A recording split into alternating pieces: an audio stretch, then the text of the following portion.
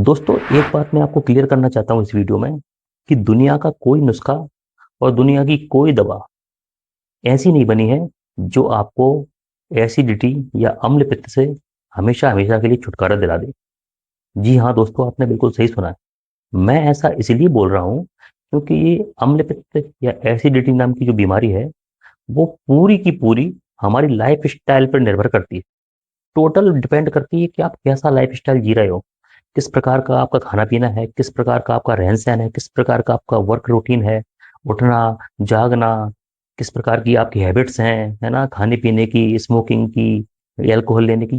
इन सब चीजों पर डिपेंड करता है आपकी एसिडिटी कैसी होगी और आपको कितना परेशान करेगी। लेकिन वहीं दूसरी तरफ मैं बोलूं, एसिडिटी इतना आसान है कि इसको आप चुटकियों में भगा सकते हो। अब आप सोच रहे होगे कि डॉक्टर साहब आप ये कैसी बातें कर रहे हो। एक तरफ आप बोल रहे हो कि बड़ी जिद्दी बीमारी है, कोई दवाइयों से ठीक नहीं होगी, कोई नुस्खों से ठीक नहीं होगी। दूसरी तरफ आप बात कर रहे हो कि चुटकियों में ये ठीक हो जाएगी। तो इसका कारण है दोस्तों हमारा पथ्य और अपथ्य।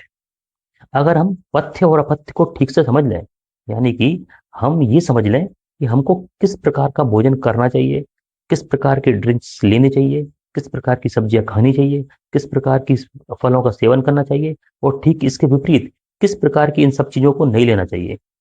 अगर ये चीज हम समझ गए और इसी हिसाब से हम अपनी डाइट का चयन करते हैं तो समझ लीजिए आपको एसिडिटी कभी नहीं होगी। तो दोस्तों, इस वीडियो में हम जानेंगे कि हमको किस प्रकार का अन्न लेना चाहिए, किस प्रकार के पेय पदार्थों का सेवन करना चाहिए, किस प्रकार की सब्जियों का सेवन करना चाहिए, किस प्रकार के फलों का सेवन करना चाहिए, और किस प्रकार के आहार द्रव्यों का हमको सेवन करना चाहिए जिससे कि हम अपनी रक्षा एसिडिटी नामक रोग से कर सकें या अम्ल पित्त नामक रोग से कर सकें।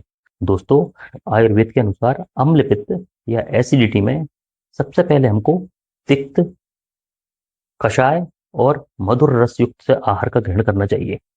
तिक्त मतलब ऐसे द्रव जो कड़वे हों, ऐसे द्रव जो मीठे हों, स्निग्ध हों, का शमन करने वाले हों, ऐसे द्रव जो तीखेपन को कम करने वाले हों। तो ये तीनों की तीनों कैटेगरियों में सारे द्रव्य ऐसे आ जाते हैं जो कि आपको अम्ल पित्त से बचाते हैं या एसिडिटी से बचाते हैं। तो दोस्तों, सबसे पहले हम बात करते हैं कि हमको अन्न के रूप में किन किन द्रव्यों का सेवन करना चाहिए। तो अन्न के रूप में शक्तिशाली जो लाल चावल होता है, जो ब्राउन राइस होता है, उसका सेवन आप कर सकते हैं, वो आपके लिए बहुत अच्छा रहेगा। आप गेहूं का सेवन कर सकते हैं, वो भी आपके लिए बहुत अच्छे रहेंगे। जौ हो गया, धान का लावा आदि चीजों का आप सेवन कर सकते हैं। और दालों में आप केवल मूंग की दाल का सेवन कर सकते हैं। इसके अलावा किसी भी प्रकार की दाल का सेवन आप एसिडिटी या अम्ल पित्त में बिल्कुल भी ना करें, भूल कर भी ना करें। केवल मूंग की दाल एक ऐसी दाल है जिसका सेवन आप एसिडिटी में या अम्ल पित्त में कर सकते हैं। ये तो हुई अन्य द्रव्यों की बात। अब हम बात करते हैं कि भाई हमको सब्जियां कौन कौन सी खानी चाहिए। तो सब्जियों में ढेर सारे ऑप्शन है आपके पास, जो चाहे चूज कर लो।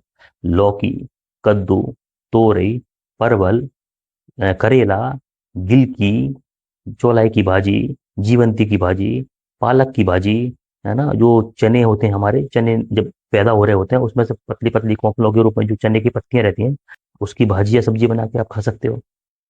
बथुआ की सब्जी, केले के फूल की सब्जी, ककोरा जिसको हम खेकसा बोलते हैं, उसकी सब्जी बहुत अच्छी बनती है, वो भी बना सकते हैं।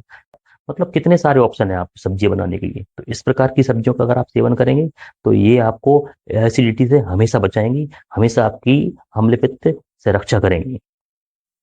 अब आती है फलों की बारी। तो दोस्तों, फलों में भी आपके पास ढेर सारे ऑप्शन है। कई सारे फल ऐसे हैं जिनको आप एसिडिटी में भरपूर मात्रा में ले सकते हैं, उनका जूस के रूप में या उनको डायरेक्ट खा सकते हैं। तो सबसे पहले अपना फल है आंवला, है ना। आंवले का चाहे आप जूस बना के पियो, चाहे आप उसको ऐसे ही खा लो, चाहे मुरब्बे के रूप में खाओ। आंवला बहुत अच्छा है आपके लिए, है ना।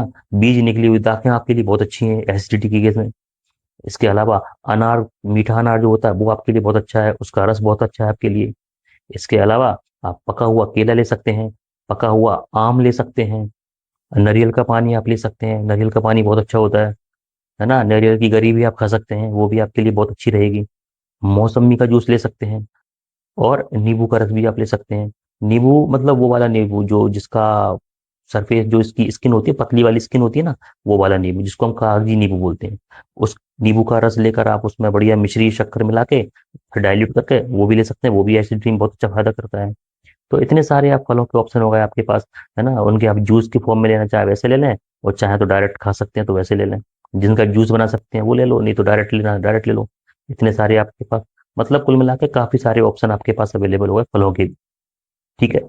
और फिर उसके बाद अपन जाए ड्रिंक्स की बात करें छोटा मोटा पीने के लिए, तो अगर आप पानी पी रहे हैं तो भाई पानी को सबसे पहले उबाल लो, उबाल के ठंडा किया हुआ पानी आप पीजिए, वो आपके लिए बहुत फायदेमंद रहेगा, है ना? दूध अगर लेना चाहें तो आप दूध को पहले अच्छे से उबाल के ठंडा कर लीजिए, फिर वो दूध, ठंडे दूध को आप लीजिए एसिडिटी में, वो भी आपके लिए बहुत अच्छा रहेगा। और मूंग की दाल का सूप आपके लिए बहुत अच्छा रहेगा। इसके अलावा वैसे तो अम्ल पित्त के रोग में या एसिडिटी के रोग में मसालों का मना किया जाता है, यानी तीखे मसाले नहीं खाने, है ना? ज्यादा तड़क भड़क वाला खाना नहीं खाना, ज्यादा ऐसा खाना नहीं खाना जो स्पाइसी हो, जिसमें तेल ज्यादा पड़ा हो, मसाले ज्यादा पड़ा हो, मना किया जाता है। लेकिन कुछ मसाले ऐसे भी हैं जो आपको एसिडिटी से रक्षा करते हैं आपकी, और आपके लिए बहुत फायदेमंद होते हैं। जैसे सौंफ हो गई, जीरा हो गया, धनिया हो गया, दालचीनी हो गई, अदरक हो गया, सेंधा नमक हो गया, हल्दी हो गई। इतने सारे मसाले आपके लिए फायदेमंद होते हैं। अगर आप इनका सेवन एसिडिटी में करते हो तो ये आपकी एसिडिटी को बढ़ाते नहीं है, बल्कि आपके आमाशय को संतुलित रखते हैं, आपके आमाशय में अम्लों के स्राव को संतुलित रखते हैं। तो इतने ऑप्शन आपके मसालों में हो गए। इसके अलावा भी अन्य चीजें और देख लो, जैसे कि आप मक्खन का सेवन कर सकते हैं, आप घी का सेवन कर सकते हैं, आप छेना, छेना होता है ना जिसका रसगुल्ला बनता है, उसका सेवन आप कर सकते हैं, है ना? मिश्री, बताशे आदि चीजों का सेवन भी आप कर सकते हैं। तो मतलब कुल मिला के देखा जाए तो आपके पास भरपूर ऑप्शन हो गए। अन्न की तरफ जाओ तो वहां भी बहुत सारे ऑप्शन हो गए आपके पास, पीने की चीजों में बहुत सारे ऑप्शन हो गए आपके पास, है ना? ऐसे फलों के रूप में खाने के लिए, जूस के रूप में पीने के लिए, मसालों के रूप में, मतलब कुल मिला के भरपूर मात्रा में आपके पास सामग्री इकट्ठी हो चुकी है एसिडिटी से बचने की। लेकिन अगर फिर भी आप वही आदत बनाओ अपनी कि भाई हमको तला भुना ही खाना है, स्पाइसी फूड खाना है, और आपकी प्रकृति के विरुद्ध खाना है, और एसिडिटी करनी है, तो फिर आप शौक से करिए, कोई दिक्कत नहीं है। लेकिन अगर जो चीजें हमने बताई हैं आपको उनको फॉलो करते हो, और इन अन्न, इन जूस, इन फलों का, इन सब्जियों का चयन आप करते हो, तो आप एसिडिटी से हमेशा मुक्त रहोगे। इसलिए मैंने कहा है आपको कि भाई आप कितनी दवाई कर लो, कितने नुस्खे अपना लो, एसिडिटी कभी ठीक होने वाली नहीं है। लेकिन अगर आप वहीं ठीक प्रकार से पथ्य पथ्य का पालन करते हो, ठीक प्रकार से परहेज का पालन करते हो, तो कोई दवाई खाने की जरूरत नहीं है। इन साधारण चीजों से ही आपकी एसिडिटी आपसे टाटा बाय बाय हो जाएगी। इसके अलावा आप अगर पंचकर्म करवाना चाहें तो पंचकर्म में बहुत बेहतरीन डिटॉक्सिफिकेशन की प्रोसीजर्स हैं, जैसे वमन, विरेचन और बस्ती, है ना? तो अपना अगर आपके पास टाइम अगर निकाल सकते हैं आपके लिए, तो इससे बेहतर कुछ नहीं हो सकता कि आपकी पूरी बॉडी को क्लीन करने के लिए आप वमन करवा लें, विरेचन करवा लें, और बस्ती ले लें कुछ दिनों के लिए। तो मतलब इससे बेहतर कुछ हो ही नहीं सकता। इतना सारा ऑप्शन आपके पास है, तो मतलब कुल मिला के, है ना, बचा ही नहीं है कुछ ऐसा कि आप इन सब चीजों को छोड़ के कहीं और जाएं। अगर इन चीजों का भी अगर आप पालन कर लेते हैं तो एसिडिटी आपको छू भी नहीं पाएगी। हम आशा करते हैं कि आपको हमारे द्वारा दी गई जानकारी, हमारे द्वारा किया जाने वाला प्रयास पसंद आएगा। इसी के साथ मिलते हैं अगले वीडियो में। आपका बहुत बहुत धन्यवाद।